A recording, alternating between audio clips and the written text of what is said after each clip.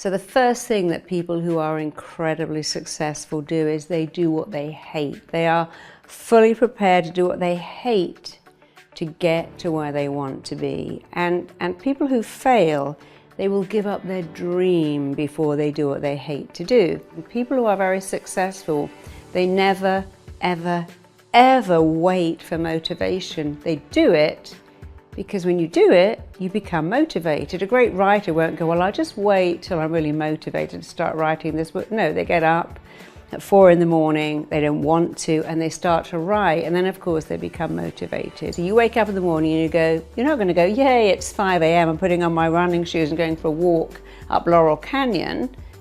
Of course you're not going to do that. You're going to wake up and go, God, I really hate working out. But Marisa said, successful people do what they hate to get to where they want to be. Because of course the wonderful thing is that when you do what you hate first enough times, it starts to become natural. Like, I've got to do my taxes, I'll do that first thing. I've got to confront someone, I'll do it first. And so I still to this day wake up and think, oh, I don't really want to do that, so I'm going to do it first, because what I do want is to belong to that group of very, very successful people. So I know what the membership is. And every time I don't want to do something, I think, I don't want to do it, but what I do want is to belong to that group, so I'm doing it first. And it's a great way of thinking, because it starts to move you around wanting to do it for all the right reasons. Many, many years ago, I met someone who wanted to be a rock star. That was his ambition. He actually particularly wanted to be a drummer. And he was a very young married man with 2 children to support. And he was going for a lot of auditions. And of course, all the auditions take place during the day. And every time he had a job, they wouldn't let him take time off. So he decided he would have to work nights in order to audition during the day. And the only job he could get was a job he hated. He was a taxi driver and he hated it, but he did it. But he just wasn't making enough money. So he thought, okay, I'll have to work in McDonald's. I get more money, I can work nights, I'm free to audition. And about a month before he'd applied to work in McDonald's, he'd been for an audition to be a drummer in a band. He didn't even know who the band was.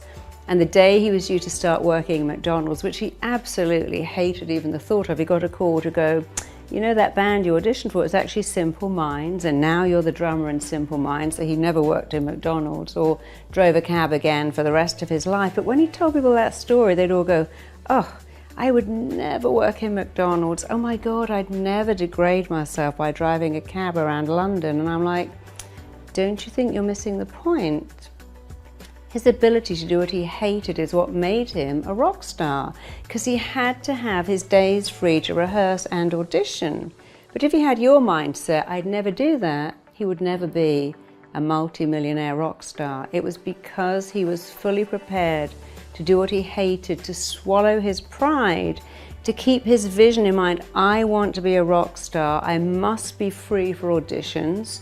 How can I do that? Well, I have to work as a cab driver and in a fast food restaurant, which I hate, but I'm going to do it because it's going to take me to my goal. And it did. But the people who laughed at him and said, I wouldn't do that, none of them are rock stars. When I graduated from college, I moved to Silicon Valley with like dreams of striking it big with a .com, and I failed miserably.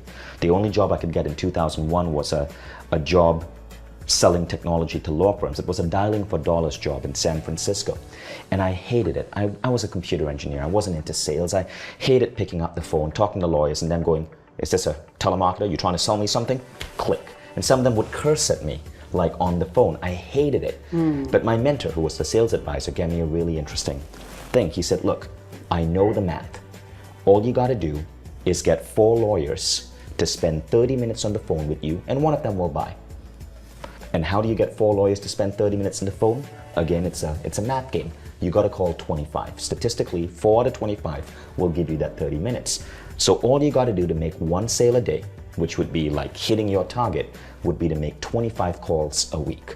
And I hated those calls. But when I could see that all I had to do to get to success was do that with discipline, even though I hated it, I started making 5 calls a day. So I'd show up to work and I'd slay my first dragon. Before lunchtime, I'd try to do 5 calls. And everyone else would shuffle papers, read a book on sales, surf the internet, tell themselves that they were bracing up for their first call or getting themselves in the zone. I would just do those 5 calls, and I ended up being the #1 person in that company in terms of sales.